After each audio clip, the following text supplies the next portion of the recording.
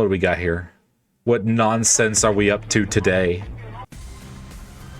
Oh, that's right. We're beating the crap out of, like, the poser squad. Ignore the fact that I'm the one stealing IDs. They're obviously the posers. God. Oh, you leveled up. Does he make it fun? Is he poggering right now? Are you doing a pog? As he digs in the trash. He really is Flufonicus the Third's son. Just, oh, that's the boss! Oh, hi, I didn't see you there. How you doing, buddy? I'm just casually destroying you all. Don't mind me.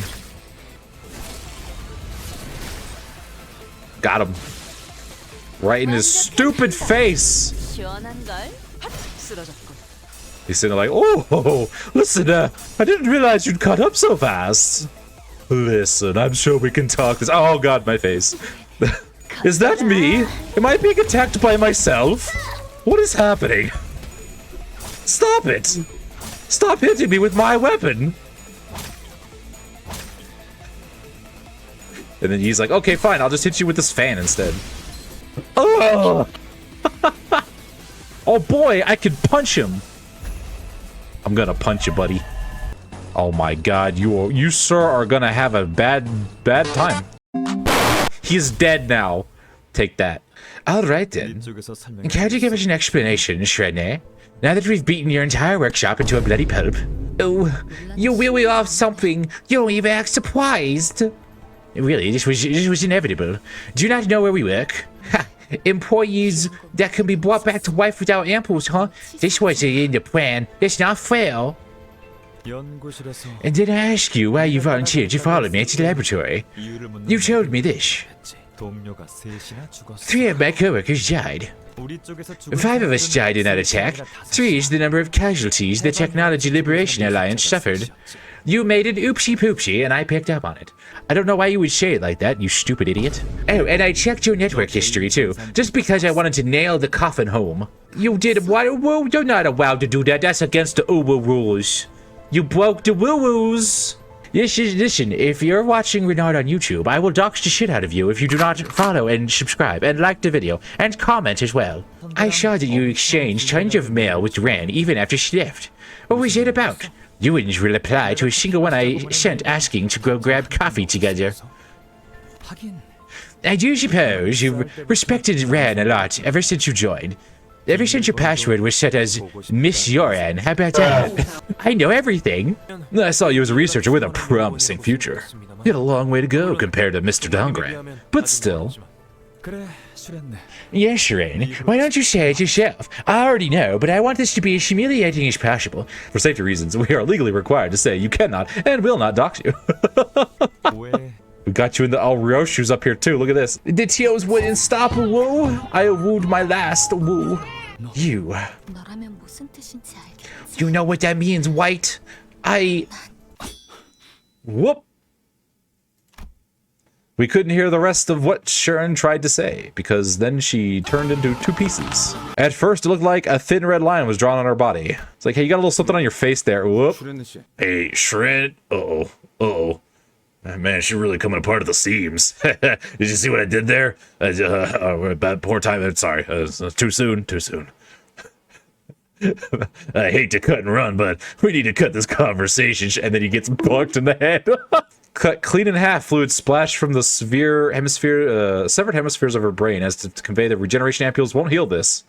Oopsie, they went for the head. Shut your mouths and keep still. Don't even breathe. The people who slew Shren along with the wall behind her without letting even their footsteps be heard were... Drumroll, please! The wall itself. Miss Shren, why? Did you not charge my iPad before we left? Gone already. Roshu clicked her tongue and complained about the assassin's retreat, even though I couldn't hear or see them at all. How ridiculous, torn by inner conflict. Stop it. No!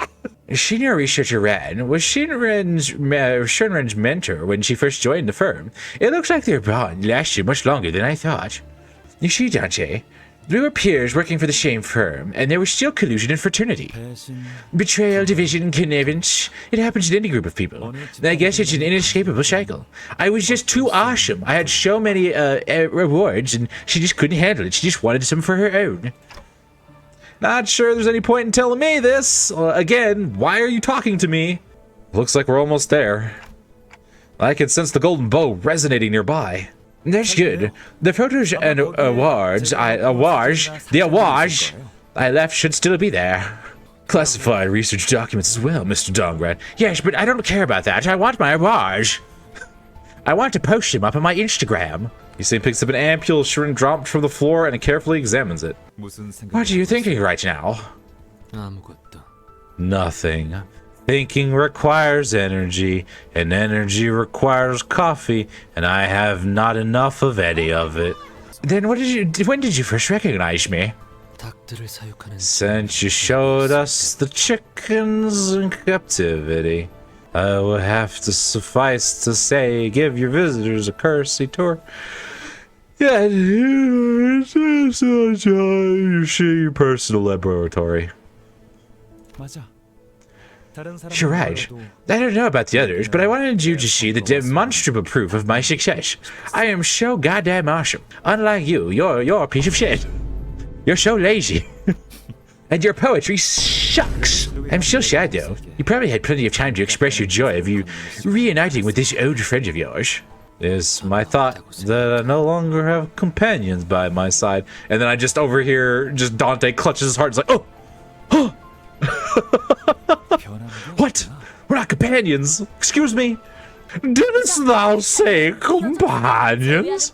I must say, ye sang many reunions with thy companions to await thee in this journey. You don't understand. We are companions. You don't get to say we aren't. I am the one who decides who is a companion or not. I have adopted you. I thought that everyone had made their escape thanks to Shinrei's snitching. But I suppose that wasn't the case.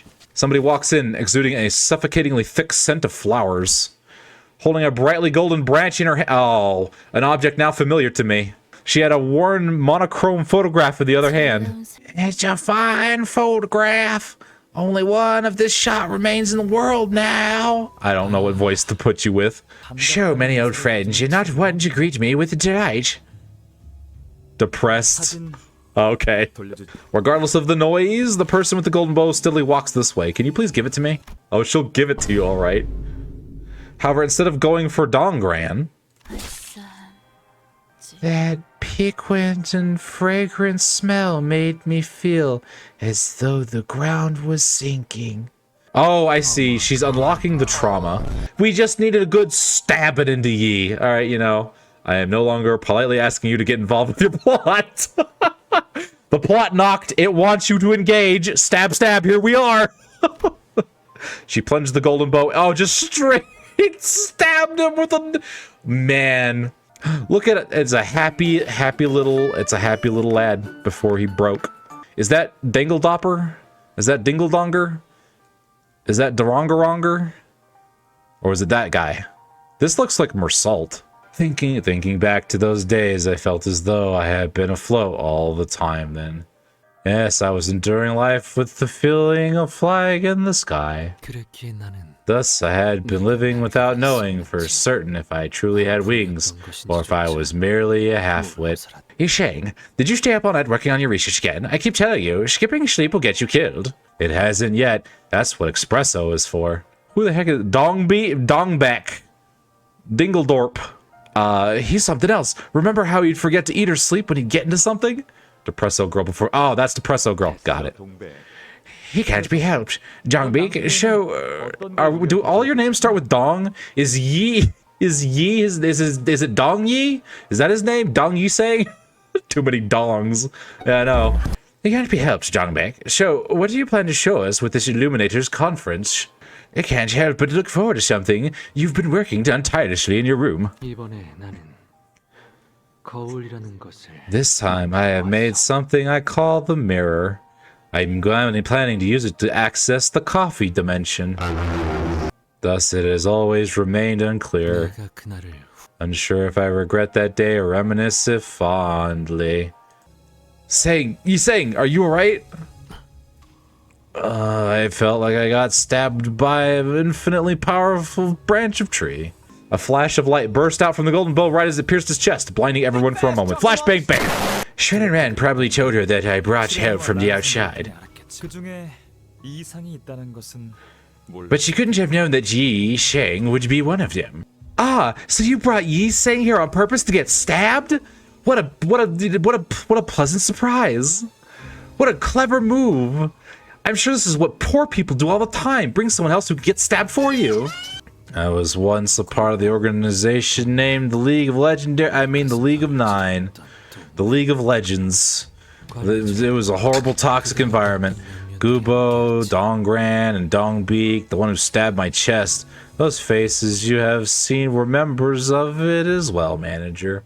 However, it disbanded and scattered one day. Each of us was flown away into our own path. That was all there was to it. Aw, but it feels like your story's missing a ton of details, you know? Where's all the juicy bits?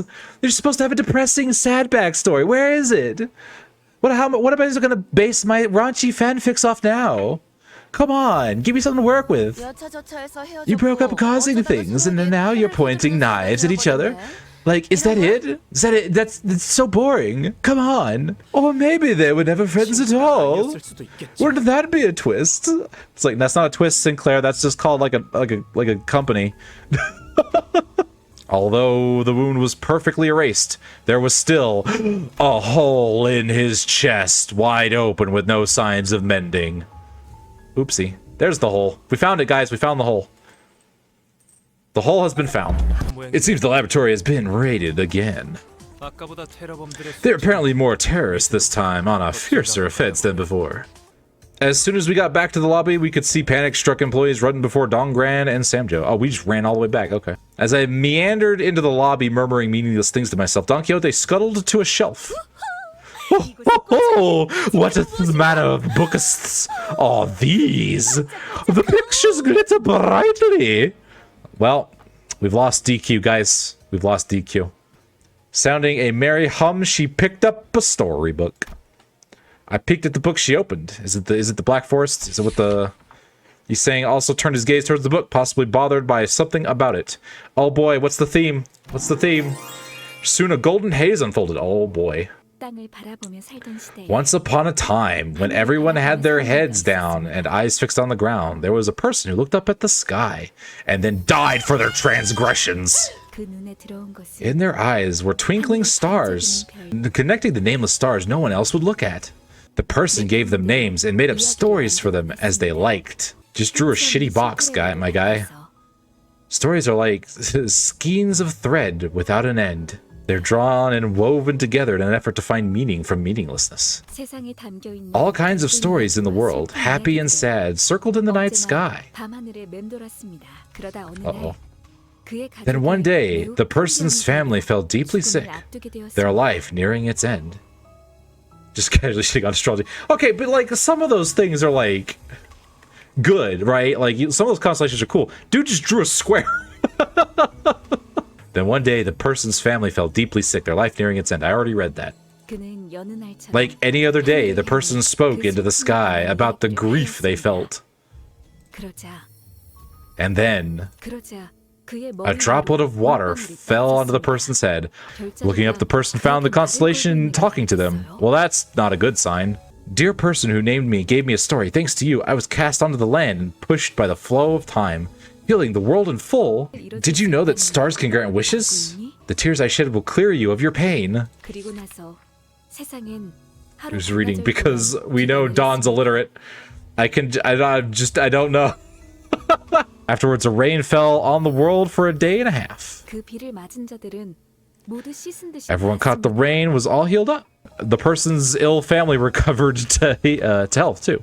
Since then, the person and their family, as well as the residents of the city, have looked up at the sky and talked about happiness every night. Like, that explains it. I read that Nest K has a custom of walking outside with an umbrella to stand in the rain on the night of a certain month every year. Oh. Man, that sounds familiar, doesn't it? Man, that sounds familiar, doesn't it? Man, it's almost like there's an abnormality themed around that. It does appear that there's been an evacuation order. However, as you witnessed last time, this is not the first emergency that occurred this week. They might be worried that evacuating again could disrupt the 70-hour workweek policy. Give what reason we should go with you? Indeed, the contract has been fulfilled. That's true. Where's my golden bow? That's true, but as much as I want to give the bow to you, it's been taken before our eyes. That's not my problem. You're in breach of contract, boy. Bro, where's my battery? Where's my orphanage battery? We need our orphan paste, Donkey. Yeah, where are we gonna get orphan paste? Like, I like the idea of vegetables was like, how do you think we get orphan paste? Dante's like, we need to save the orphan paste. We need to get the golden bows. This is an emergency. An emergency. You should go upstairs quickly. Miss Rand's expertise was hijacking machines. She was more experienced in hacking than fighting. Welcome. Here at K-Corp, we value your safety above all else. Huh? Wait. What's... For everyone's safety, deserters attempting to flee from the battle will be injected with a decay ampule according to regulatory rules. The ampule will be launched if you leave the 120-meter radius of the combat area. You are 49 meters away from the perimeter. Uh-oh. Damn it, I've got no choice. Alright, don't lose to a robot, Yi.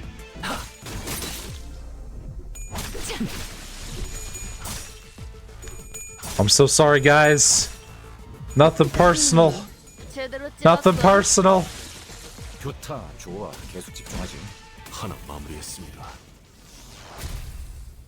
Well, this is quite the predicament. You're so dead now. Bunch of book smart sods who think they're using others made as talent. Yeah, I said that right. That was a sentence I said. Fair point.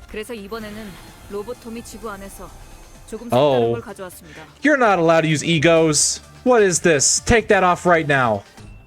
I really need to dominate though, so we're gonna dominate. I need to dominate. That's rip space. Don't blow myself up. They're fashionistas. It's drip or drown, bitch. Drip or drown. Fashion is the true end game. We will break the rules to achieve it. Was ego something you could keep on all the time and use whenever you like that? Whenever like that? Because I didn't know you could do that. Like, I never played Lobotomy Corporation, so I don't really know. But like, yeah, I think that seems unreasonable. Like, and it was like, there's more than 5 of them at once too. Like, how does this work? What are the rules? Someone play Lobotomy Corp so I don't have to?